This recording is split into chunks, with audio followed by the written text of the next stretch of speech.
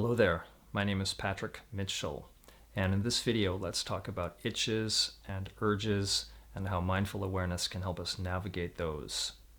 So one of the things we're doing in mindfulness meditation is feeling and sensing and being with physical sensations as they arise in some part of the body, as they stick around for some time, and as they fade away or disappear. And this mindful awareness is impartial or non-judgmental, meaning it's equally interested in the full spectrum of our physical sensations, be they pleasant or unpleasant or neutral.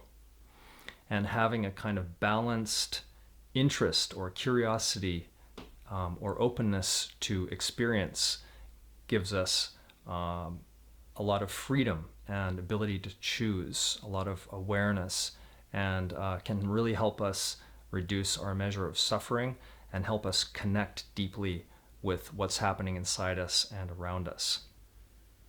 So a really great way to develop our mindful awareness is to lean into discomfort. And this is the practice of intentionally allowing and sitting with and being with and exploring uncomfortable or unpleasant sensations within ourselves. And this makes a lot of sense because by definition, stress is uncomfortable and unpleasant. So by spending some time during our sitting meditation, ideally we do this every day for a period of time, when we sit with everything that's happening within us in a non-reactive way, in an interested and caring way, in an attentive way, and we can become an expert in those feelings of discomfort, tension, tightness, fear within us, and find that even during those unpleasant experiences, there are other parts of us that are fine, that are calm, that are open, that are free. And so little by little, we can become more comfortable with discomfort within us and around us. And our circle of comfort, or our comfort zone, actually gets wider and bigger and bigger and bigger the more that we're able to be within ourselves. So let's look at some of the ways that mindful awareness can help us navigate a stressor in the form of an itch. So I think an itch is a relatively safe and harmless kind of stressor, physical stressor, that we've all experienced before. And certainly an itch or itchiness is one of the flavors of physical sensations that can arise when we're practicing sitting meditation. So let's give ourselves a hypothetical 30-minute sitting period. And during this imaginary 30-minute meditation, we're feeling the air moving in and out of our nose. So our object of meditation is the air moving in and out of the nose. All right, so here we are. I'll give you 6 potential ways to interact with this stressor in the form of an itch on the arm.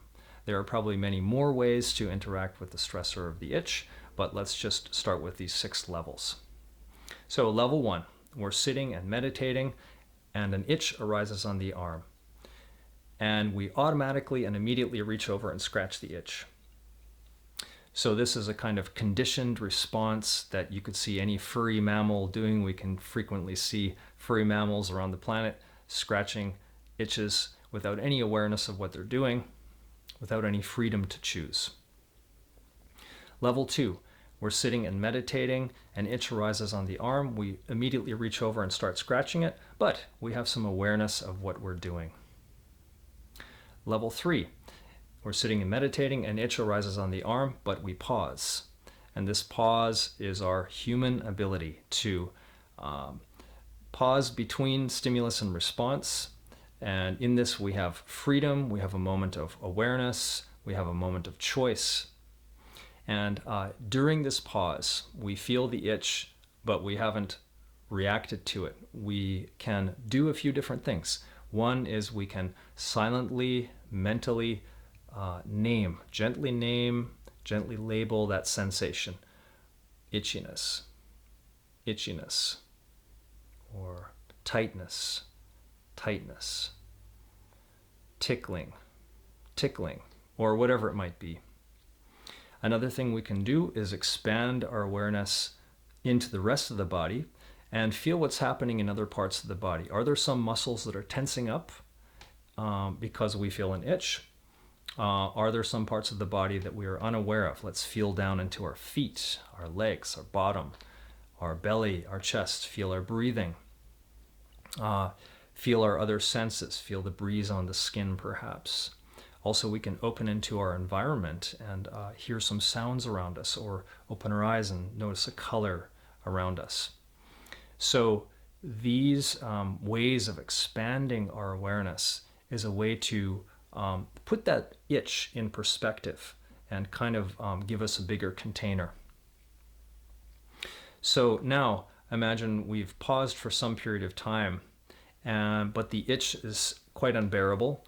So now we mindfully scratch the itch. So let's gently pick up the arm, feel our hand moving over there, feel our fingers touching down, feel ourselves scratching, feel a wave of relief, feel our arm moving back, rest our hand back down, bring our attention back to our object of meditation, the air moving in and out of the nose. So this has been a mindful response, a response with awareness, freedom of choice, intentional action. Level 4, we're sitting and meditating, and itch arises on the arm. At this point, we may decide to completely let go of the object of meditation, the breathing, and put all of our attention into the itch on the arm. So now the itch becomes the object of meditation, and we mindfully explore that. We feel the layers of the itch. How deep does it go in the arm? We feel how far does the arm radiate, or how far does the itch radiate on the arm? We notice if the itch is changing over time. We feel other parts of the body that might be tense, other muscles that might be tensing up. We also notice if the itch gets more intense or less intense. Perhaps it fades away altogether. So this is our level 4 response to the itch, is that we investigate that itch with care, like a caring physician or a caring parent, investigating and caring for a screaming infant in our arm. Okay, level 5, we're sitting and meditating. The itch arises on the arm.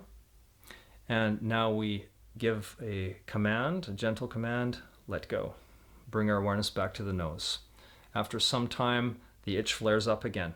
Again, we say, letting go, coming back to the air moving in and out of the nose. Once again, the itch arises.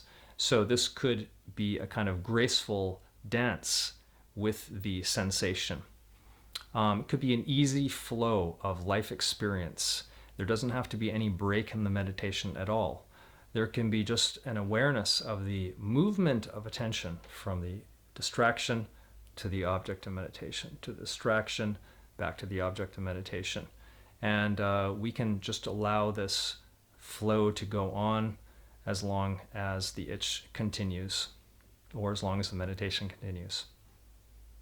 Level 6, we're sitting and meditating, and even if there is some nerve stimulation happening in some part of the body, the mind is so completely concentrated in the object of meditation, the mind is completely absorbed in the object of meditation, the mind is completely one with or integrated with the object of meditation, that nerve stimulation doesn't even register in consciousness. So it's always an interesting experiment to note when we're doing sitting meditation, how we are interacting with stressors that may arise.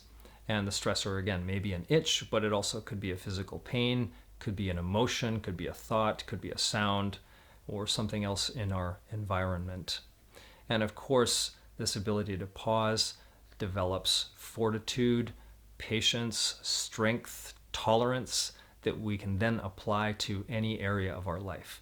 We can apply those to overcoming suffering, but we can also apply them to reaching great heights and reaching goals that we've set for ourselves. So let's look at some practical applications for these levels of responding to stress. So it's summertime in Japan, and I've been doing about 30% of my daily meditations outdoors. So I might be sitting on a park bench in the city. I might be sitting on a rock or a log on a mountain when I'm hiking. And fairly often during these outdoor meditations, I'm interacting with some insect or other.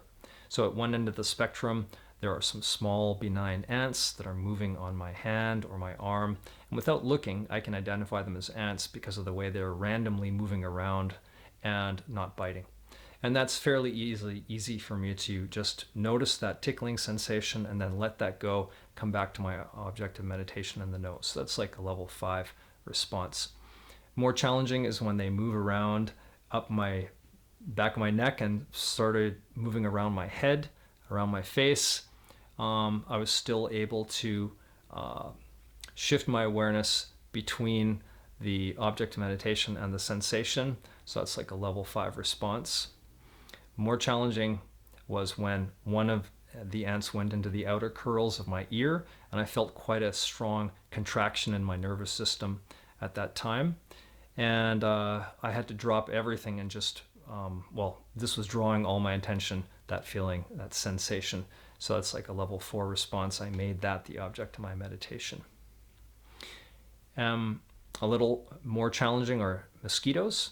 But again, if they landed on the extremity, like the hand, the arm, the ankle, something like that, I could feel that piercing itch when the mosquito started to bite.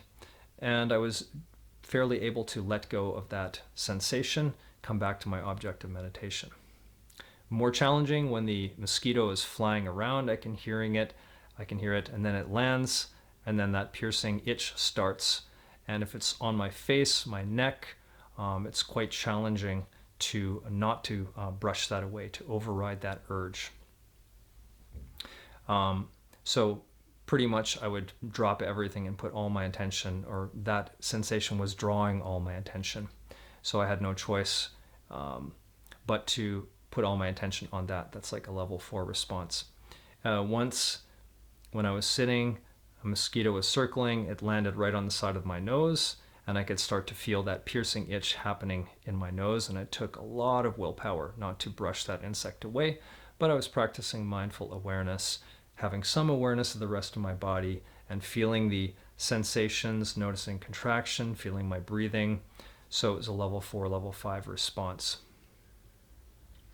More challenging yet were some larger ants when I was sitting on a mountain.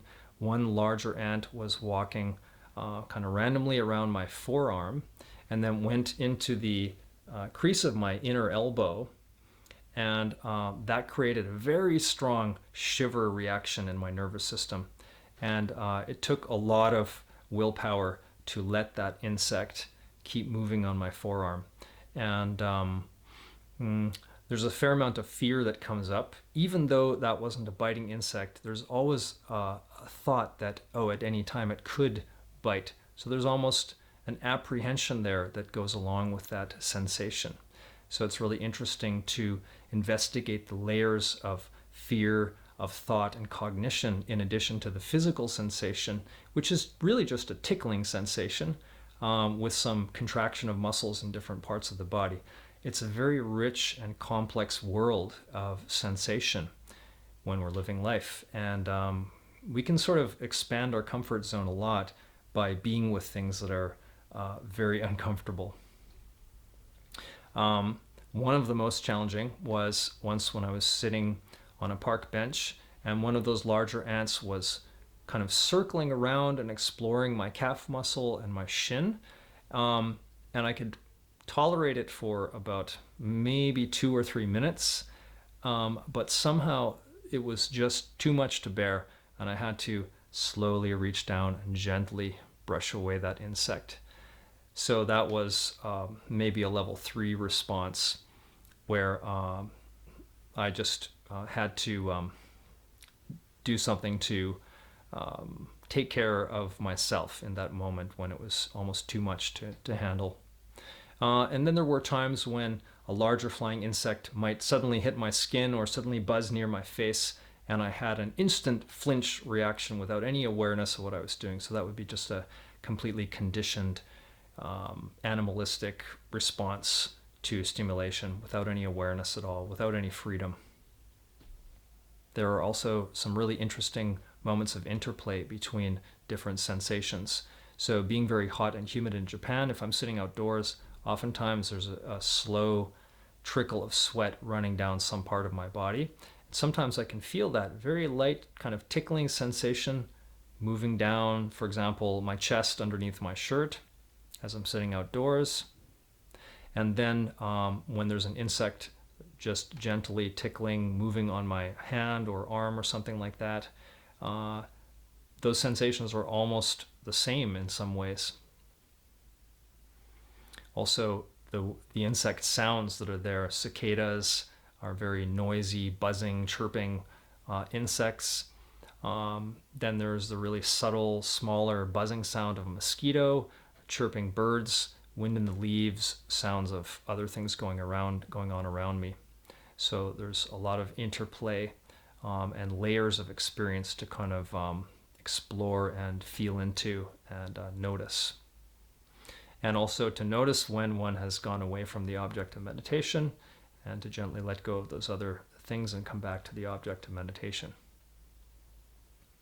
So now, if we think that it's impossible for a human being to override these stressors or itches or urges or insect stimulation, I'd like to read for you a passage from a great book by Ajahn Brahm.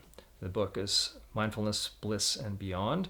Ajahn is the Thai language word for teacher or wizened one or experienced one. And this passage is called Ajahn Mosquito, Teacher Mosquito. So Ajahn Mosquito. It was my karma to be one of the first 6 monks sent by Ajahn Chah to establish his training monastery for his Western monks. The dense piece of rainforest that would become Wat Pa Nanachat had no halls, no huts, no toilets, not even sleeping platforms. We all had to sleep on the jungle floor with only a mosquito net as protection from whatever crawled or slithered in the shadows of the jungle undergrowth. Even worse, at dusk every day, we would sit for several hours in the open under the trees for the evening service. Together with Ajahn Chah and some 50 or 60 villagers, we would chant first and then meditate for 1 hour. Unfortunately, this was the time in the sultry jungle that the mosquitoes would assemble, seeking out their dinner. I was their supper. There were no mosquito coils or repellent in those early days. Moreover, as a Buddhist monk, I couldn't swat them. They had free rein. We had to just endure it, defenseless and bald.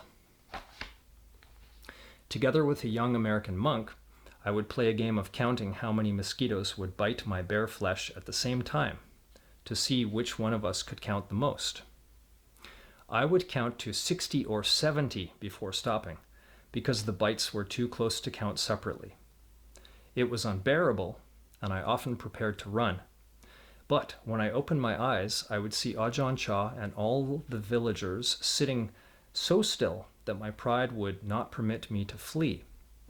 So I took the nightly torture until I learned how to let go of my body. Soon I could let go so effectively that I couldn't feel my body anymore. I went deep within my mind, at peace, happy, well beyond the reach of those irritating mosquitoes. It was my means of escape. I now thank those benevolent mosquitoes for teaching me how to let go. It is of interest to realize that when one faces one's death, one will have to let go of this very same body. By learning to let go of one's body well before the time of death, by aiming for jhana, one overcomes all fear of the dying process. One learns to let go of the 5 senses whenever one wants. One then has the power to be unmoved by disturbing sights, to be quiet in booming noise, and to be totally at ease amid piercing pain. When one has learned the lesson in letting go that severs the connection between the mind and the 5 senses, then one has learned how to let go of attachment to the body. So this is a kind of crucifixion or self-crucifixion by allowing dozens, in this case 60 or 70 mosquitoes to bite one's flesh. And of course there are many precedents of other human beings who have sat with incredible discomfort, pain, horrors, torture, Nazi death camps. Viktor Frankl wrote, "The last of the human freedoms is to choose one's attitude in any given set of circumstances." So even in the very, very, very worst possible human conditions, there are some humans who have been able to choose awareness, love, freedom, and there are so many historical precedents. But even right now on the planet Earth, there are so many people who are in a state of suffering, imprisoned, whether that's through political prison, being in political prisoners, or in the criminal justice system, people who are in abusive relationships, factory workers, people suffering mental health issues, and not to mention the countless species, all the other animals that are suffering, oftentimes due to human activity. But this human ability to pause is so powerful and so valuable that it's also extremely easy to start putting into practice. So the next time we're doing sitting meditation, notice an itch and notice, do we immediately move to scratch the itch, or are we able to pause and gradually, safely begin to extend our range of our comfort zone? We must say also that if one is overwhelmed or traumatized by insects, then this is not the practice for us, and we should just practice with something internal like an itch rather than something external like an insect.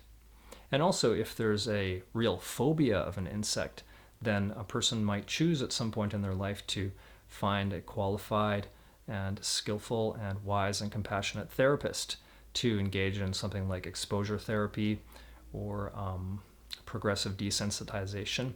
And in fact, that's what we're doing here with this practice of leaning into discomfort, is progressively desensitizing ourselves to the stressors. So we all walk around with these kind of buttons and triggers. We get hooked on things in life. We get triggered by things all the time. And by being with, by our own choice, being with things that are uncomfortable, we begin to kind of decouple or break the link of suffering and reactivity that is our conditioning. And we can really grow in wisdom, compassion, love, fortitude, strength, courage. And so let's practice this. And I look forward to seeing your comments and questions below. Have you been able to override some itches and urges in your own practice, in your own life? What kind of interactions with mosquitoes or other insects have you had during your meditations? Also, I'm teaching an online 8-week mindfulness-based stress reduction course starting in a couple of weeks. So please check the links below. Thanks for watching. See you in the next one.